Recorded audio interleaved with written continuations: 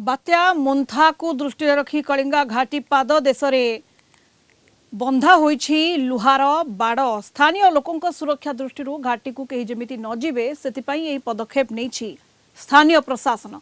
गत मासरे कलिंगा घाटी में भूस्खलन होइतिला। अस्थायी रास्ता निर्माण सकाशे किछि दिन निर्माण कार्य चलिला।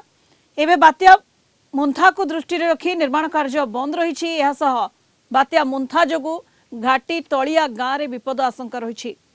तेणु कंधमाल को लगी रही गंजाम सीमांत दुर्गा प्रसाद ठारे लुहार बाड़ लगाई प्रशासन। एनी स्थानीय अंचलवासी सहित आलोचना करिसेंती आमर रिपोर्टर रत्नाकर साहू। कलिंगा घाटीर पाददेश पड़ा लुहार बाड़। बात्या मेन्था को आखि आगे रखी प्रशासन पक्षरु एही निष्पत्ति निया जायछि। गत दिन में कलिंगा घाटी भूस्खलन होगा जो कलिंगा घाटी रे यातायात संपूर्ण भाव बंद रही। गंजाम कंधमाल यातायात बंद रही। तेबे कलिंगा घाटी तल अंचल जो रही दुर्गा प्रसाद अंचल एठिकार जो व्यवसायी और स्थानीय बासिंदा माने रही एमाने विशेष भाव में प्रभावित होते एवं व्यवसाय प्रतिष्ठान संपूर्ण भाव में ठप हो जाइए। तेबे वर्तमान समय जो आग को आसूची बात्या मेन्था आकु नहीं स्थानीय अंचलवासी कौन प्रतिक्रिया रखुचंती।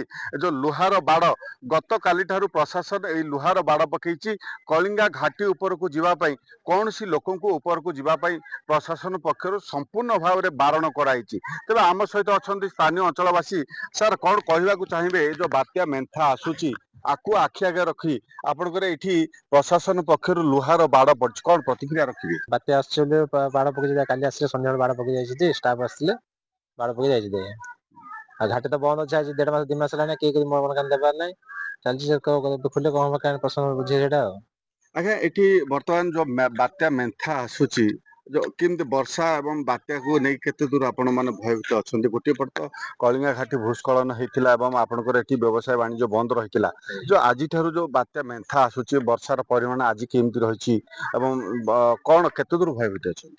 भय तो लगुच बात्या आसले भय लगुच वर्षा पानी घाटी भुसुल जाए निश्चित भाव में गोटे बड़ प्रोब्लेम रही। आज्ञा कौन कहे केमती कौन सब बर्तमान प्रशासन पक्षर बात्या मेन्था को आखि आगे रखी लुहार बाड़ पड़ी कौन कह बर्तमान मेन्था एमती गोटे आमती लुहार बाड़ पकईकि आम सब भयभीत कर जावानी आउे सेमती जब वर्षा होगला पुणी आउे वर्षा से रोड ठू अन्न को आउे धोई नहीं गला पुणी आउे के बंद हम के कौन हम रोड खोलो कि न खोलो कि पुणी आते भांग कौन हम एपर्तन आम बहुत भयभीत हो रही।